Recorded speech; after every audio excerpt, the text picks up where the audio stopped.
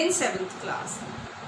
Beta, we had started a new chapter yesterday. I have given an introduction of the climate and weather and how the sun affects and our climate changing and the weather changing. So we are continuing with this topic with the elements of the weather. Okay, now let's start the session, beta. Elements of the weather: maximum and minimum temperature. Yes, beta, maximum and minimum temperature. So what will be the maximum temperature, what will be the minimum temperature? It can be recorded with using the thermometers. The highest temperature recorded during a day is called maximum temperature.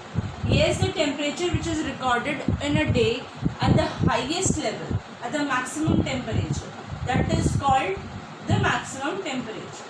Here you can see the thermometer, in which maximum and minimum thermometer I have drawn for you, and in this maximum and minimum both the thermometers are joined together, and these will show the maximum recorded temperature.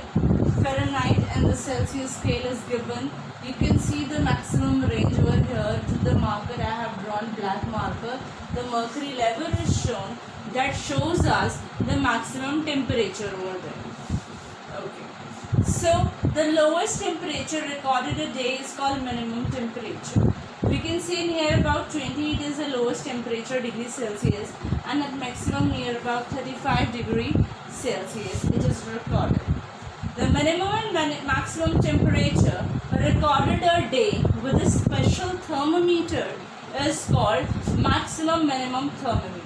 If the question asked by you, by a teacher, that what is maximum and minimum thermometer, then you will say that the temperature recorded by maximum and minimum temperature that is recorded a day with a special thermometer is called maximum and minimum thermometer. Even you can draw this also while the question is asked about this thermometer. One more thing is the minimum temperature for a particular day is recorded early in the morning. See, this minimum temperature is there, and it is recorded in a day when the sun is coming in the slant position. When the sun is coming in the slant position, so the recording will be minimum, and the temperature will be maximum when the sun rays are coming directly on the earth. Then we are getting the maximum rays, that means maximum temperature we are getting in the afternoons. Okay. So this makes the afternoons quite miserable and quite hot. So it is clear from this also. Next topic we are going to take is humidity. Now beta, second element is humidity. Humidity is the second element of weather. In this I have drawn a hygrometer. This hygrometer is used to measure the relative humidity. Maximum and relative humidities can be measured through this hygrometer. Okay. It shows humidity in percentage. First of all, it shows the humidity in percentage.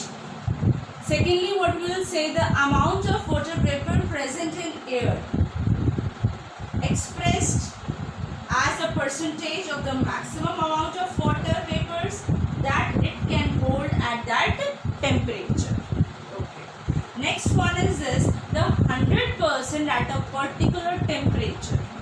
100% at a particular temperature means air is saturated with water vapor, right? Means that is balanced with the water vapor.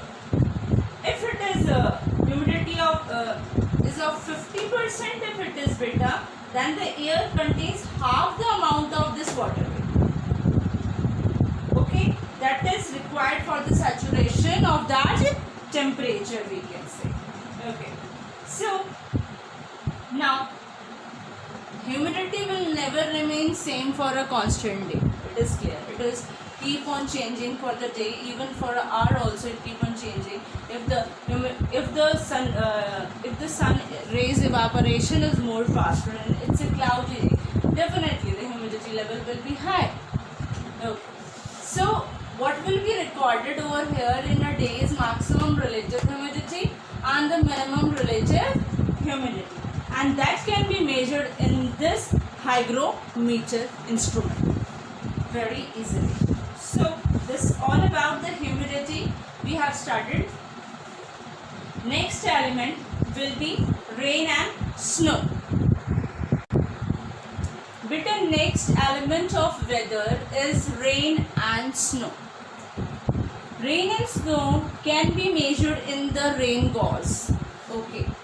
Now rain water droplets get joined together to form the clouds. When the water vapors join together, and what they will form clouds. You know that during the evaporation it will occur and the water vapor condense there and they form the clouds. And when the temperature is low, what will happen? When the temperature is low, that water droplets freeze in cloud. That water droplets freeze in cloud and the crystals of ice are formed. And these crystals of ice fall down in the form of snow. Okay. And what else it is having? It is measured in millimeter with the help of this rain gauge. Millimeters it is measured, and rain gauge it is having a measuring cylinder with a funnel at the top to collect rainwater, and rain gauge measure the rainfall at a place in the unit millimeters. In the unit millimeters. Okay, that all we have done with the rain and snow.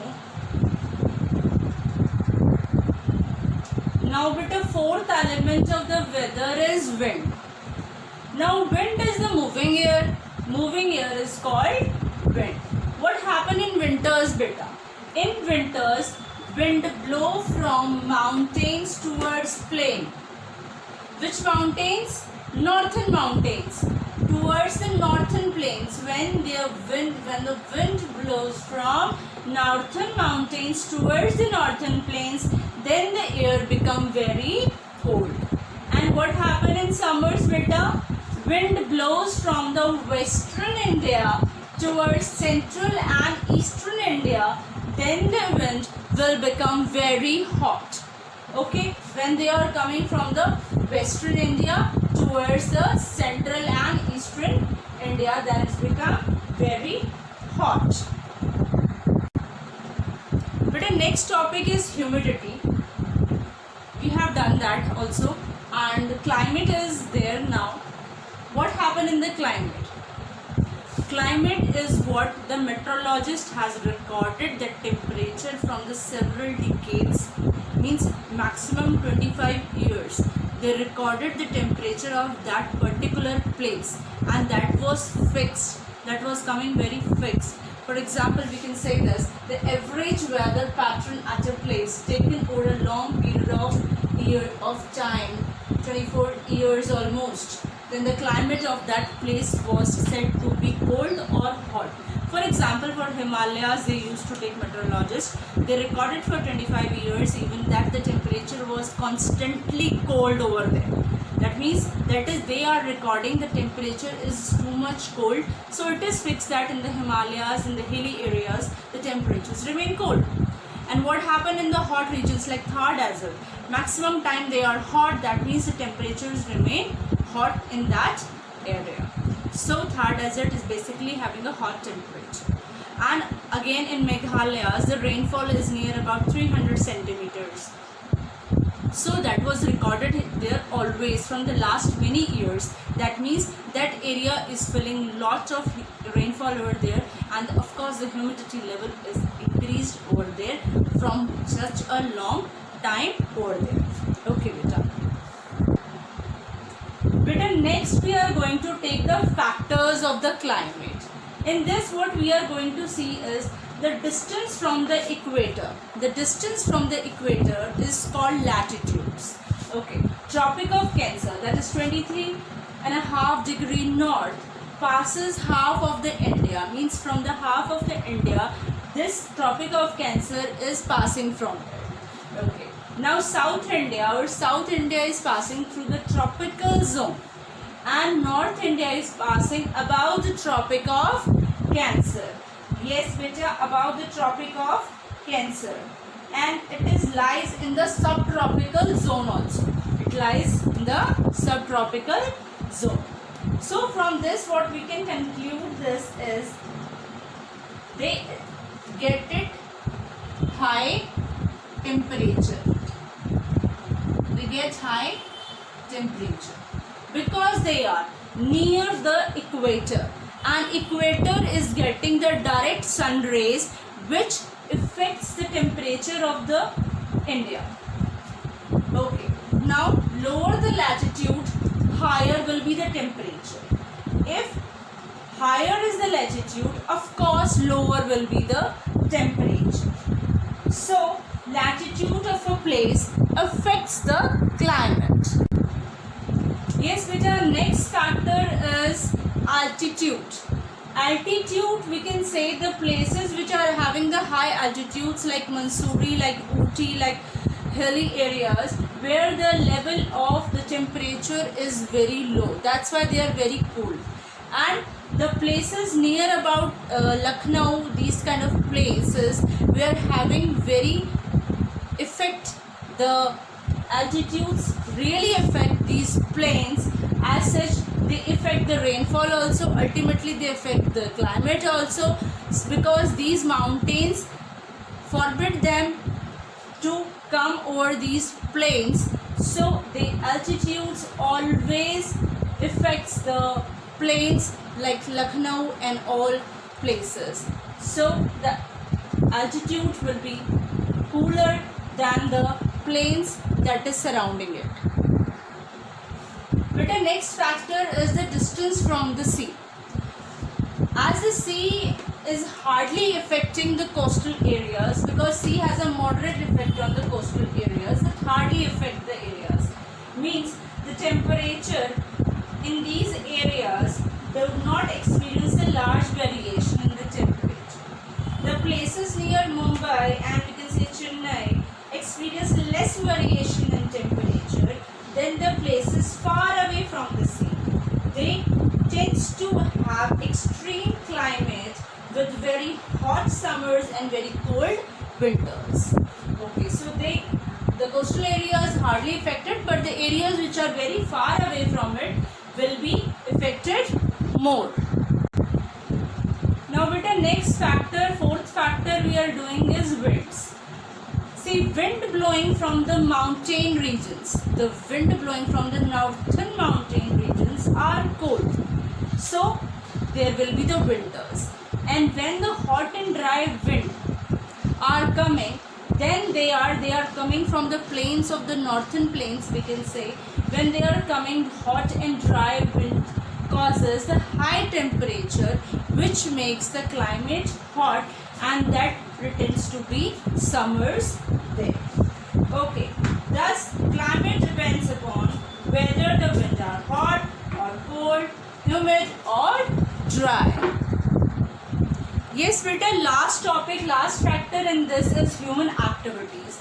Of course, we are taking industrialization. What happened in industrialization?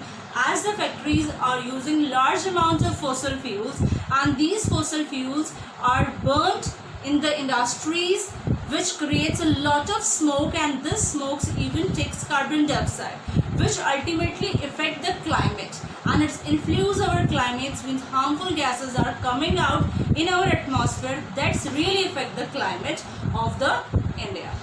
And one more thing is deforestation. As the trees are cut down, of course if the trees are cut down, and the level of the carbon dioxide will be increased by the human acts, and deforestation really affects, influences the climate of the environment. So all these human acts will affect the climate of the environment. If the pollution is less, then of course the climate will be clean, and it will be not so much hot, not so much cold. of course the climate will be clean over there. So human activities affects the climate. Till here we have done. Beta, read this chapter twice. After next topic we are taking next adaptations and all we are going to take in next class. So till then read it. Have a nice day. Thank you.